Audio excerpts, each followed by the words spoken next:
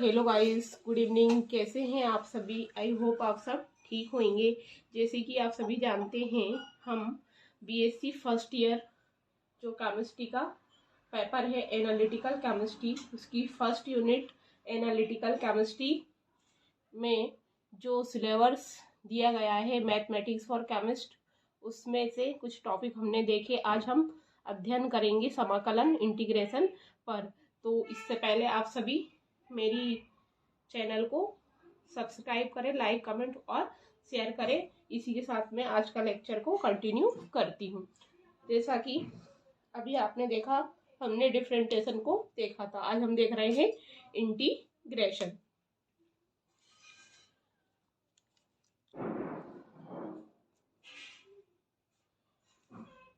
Integration समाकलन को हम दो प्रकार से परिभाषित कर सकते हैं। पहला है समाकलन इंटीग्रेशन अपकलन डिफरेंशिएशन की विपरीत प्रक्रिया है, यानी कि ये उसके विपरीत है। पहली परिभाषा से इस प्रकार समझा जा सकता है। पहली डेफिनेशन से हम देखेंगे, किसी फलन के समाकलन ज्ञात करने की विधि को समाकलन इंटीग्रेशन करना कहते हैं। जिस फलन का समाकलन करना हो उसे समाकल इंटीग्रेंड कहते हैं। प्राप्त परिणाम को समाकल इंटीग्रल कहते हैं। इसे समाकलन चिन्ह साइन ऑफ इंटीग्रेशन से दर्शाते हैं और दिए हुए फलन के बाद dx को लिखते हैं। चिन्ह समाकलन dx एक संक्रिया ऑपरेशन को सूचित करता है, जिसका अर्थ है x के सापेक्ष फलन का समाकलन। Integration of function with respect to x। संकेत लिपि द्वारा साइन x के समाकलन को इस प्रकार दर्शाएंगे। तो यहाँ पर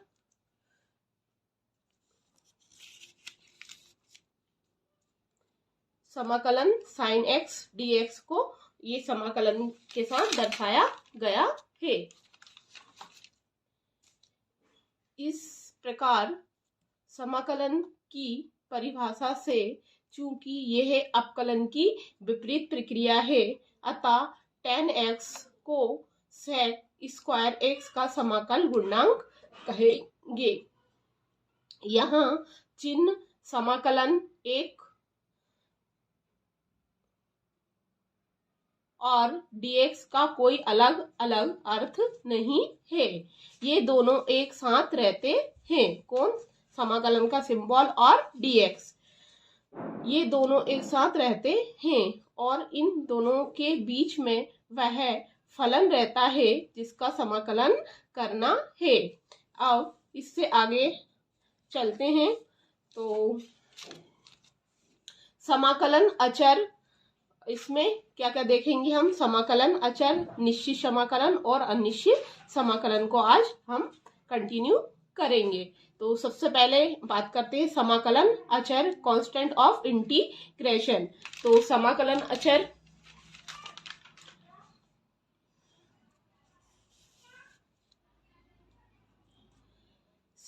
अचर कांस्टेंट ऑफ इंटीग्रेशन, हम जानते हैं कि किसी अचर राशि का अपकलन गुणांक शून्य होता है, अर्थात d/dx ब्रैकेट f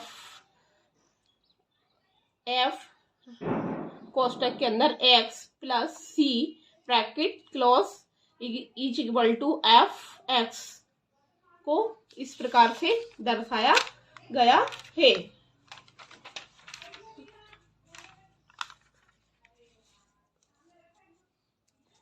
अब आगे बढ़ते हैं। अतः समाकलन की परिभाषा से, इसको हम समाकलन की परिभाषा से देखेंगे। तो जब समाकलन की बात कर रहे हैं तो सबसे पहले हम समाकलन का सिंबल लेंगे, f ब्रैकेट में x dx is equal to f(x) plus c क्या है? हमारा एक अचर राशि है, या इसको हम कह रहे थे कांस्टेंट। यहाँ सी एक समाकलन अचर यानी कि कांस्टेंट ऑफ इंटीग्रेशन है। यहाँ एक स्वैच्छिक अचर या इसको आर्बिट्ररी कांस्टेंट भी कहते हैं और समाकलन ज्ञात करने के पश्चात अंत में जोड़ दिया जाता है। क्या करते हैं? समाकलन ज्ञात करने के पश्चात अंत में इसे जोड़ दिया जाता है। इस प्रकार से हमने अचर राशि यानी कि समाकलन में कांस्टेंट को देखा। अब बात करते हैं निश्चित समाकलन यानी कि डेफिनेट इंटीग्रेशन। तो निश्चित समाकलन में माना समाकलन f ब्रैकेट में x dx is equal to F X plus सी।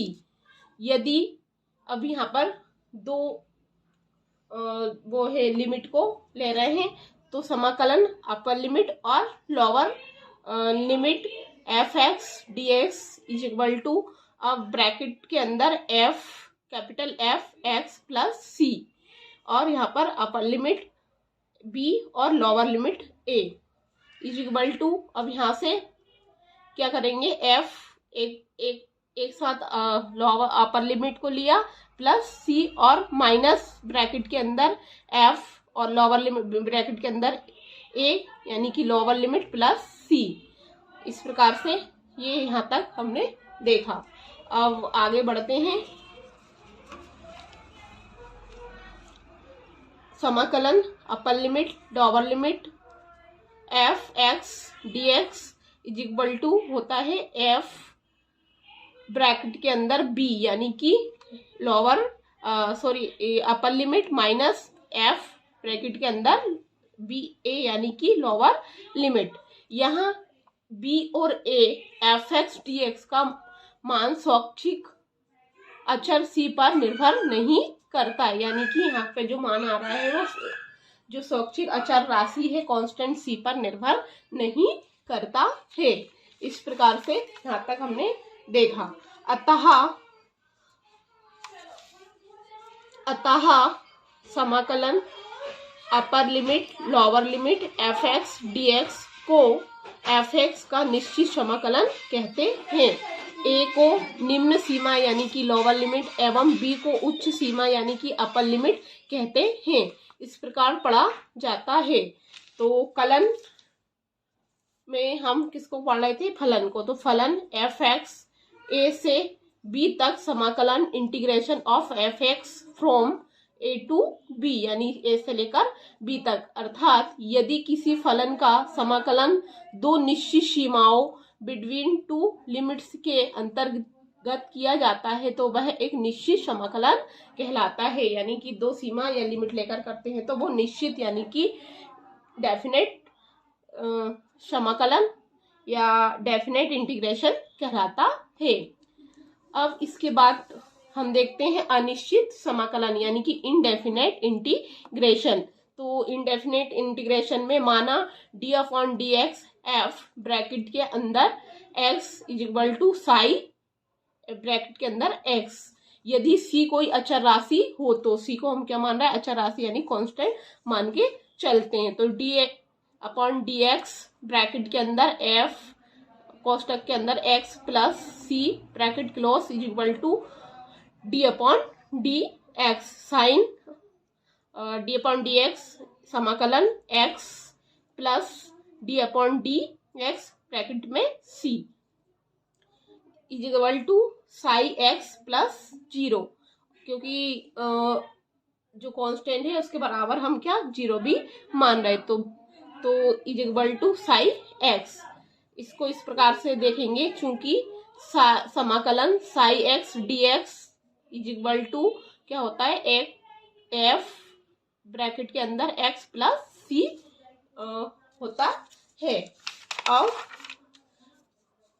इस प्रकार से हमने अनिश्चित समाकलन या इंडेफिनेट इंटीग्रेशन को देखा। यह स्थिर राशि का यहाँ स्थिर राशि सी का कोई भी मान हो सकता है यानी जो स्थिर राशि है उसका सी कोई भी मान हो सकता है। तद अनुसार साई एक्स के समाकलन के कई मान होंगे। तो इसके अकॉर्डिंग साई जो एक्स है इसके समाकलन के कई मान होंगे। तो इस प्रकार इसको एफ ब्रैकेट में एक्स प्लस सी साई एक्स का एक्स के सापेक्ष अनिश्चित समाकलन है, यानी कि साई एक्स का एक्स के सापेक्ष क्या है, अनिश्चित समाकलन है। तो इस प्रकार हमने समाकलन में